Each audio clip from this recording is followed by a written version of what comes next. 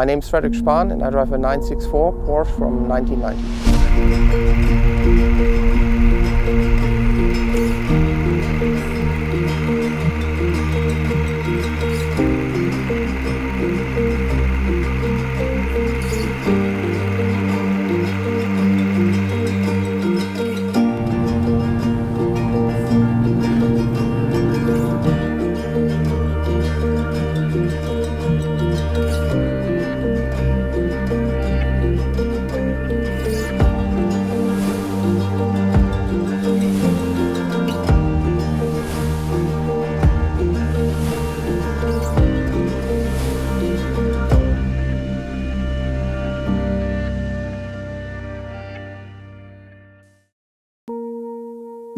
So it all started out with the motorbikes. My brother got his first motorbike and it was so exciting to see him like in this community, basically the second he pulled off the dealership. So to ride with him I had to get a license as well and a bike. And from that point onwards it was just like I was looking for cars, but I needed something that is fun and that has some power to go forward.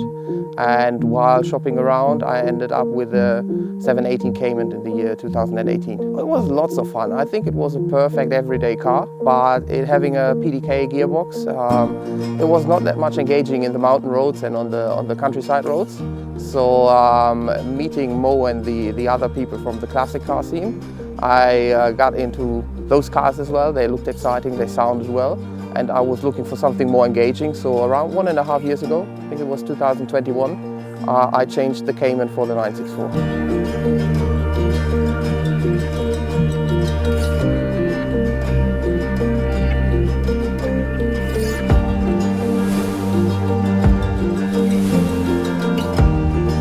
I had a lot of respect for these old cars because they require a lot of maintenance. So you need to have some skills, or at least someone to help you out with the minor things to fix them yourself. That was basically the biggest thing I was a bit afraid of, that I don't like it.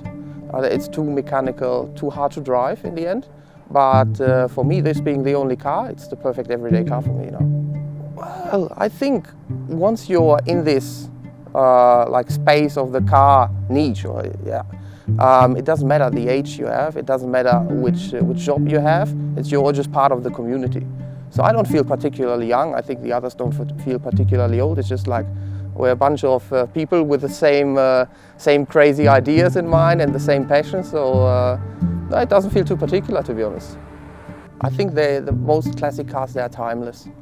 I think the design in the older days, it's a bit more like you can distinguish the cars by design. Nowadays with the modern cars, a BMW might look like an Audi, like a Mercedes. But back then I think you have design as a distinguishing feature. And I think the best way to get young people into cars is just give them the keys and let them drive, because once you've experienced this noise and the rawness of the drive, I think you're hooked. It's fun to go flat out on a highway, but you do it once and then basically that box is ticked. But going into the Alps, driving the corners, trying to be a bit quicker the next time and shifting down to get the speed if you have a hairpin, to get out as quickly as possible. It's just fantastic. And then the noise in the mountains, there's nothing that can beat it.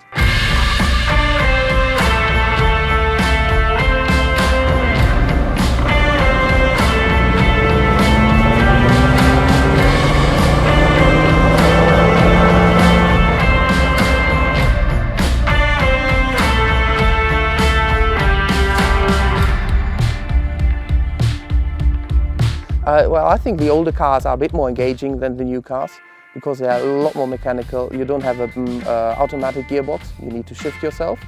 And with all the rattling noises somewhere, like even 100 kilometers in an old car, 100 kilometers an hour might feel like 160 kilometers an hour in a modern car. If you want to get into Porsche, and especially 911s, again, I think the best idea is to go to a car meet, have a look around, because you have the F bodies, the G bodies, the 964s, the 993s. And then see what you like. Maybe also consider what you want it for. Is it more a daily driver? I would probably go for modern cars, so 964, 993 if you want an air-cooled, or the early water-cooled cars even. If you just want a Sunday or weekend driver, then maybe even look at the older ones, because they are even less technical helpers with them. And then try to get a test ride. I think that's essential. You need to test them. and see if you like the experience. And then you just need to own one to see if it's really for you in the end. No, you need to give it a try. Yeah, so I think the average age of a classic car Porsche owner is probably around the early 40s, I would say. Because you have some people who are a bit older who might already have retired, and then some younger folks getting into. And I think there is no barrier for entry in the end. No, you have the same passion, you have a classic car, and you belong to the community in the end. It's not like you need to have a certain car to fit in. And also there's a Porsche for every pocket basically. You can go to the cheap end and you might find a little bit of an older car that needs some love and some work before it's perfect, but it might already be perfect for you anyway. And then you also have like the collectibles and the collector's cars with low mileage and whatsoever that are a bit more pricey. But in the end it doesn't matter. You have a classic Porsche, you're a bit crazy, you belong to the community.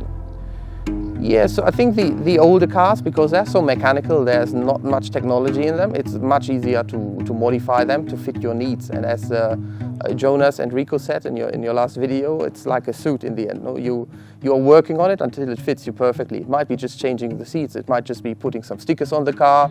It might be doing something to the engine, to the suspension. But in the end, slowly you progress to the ideal car that is just for you.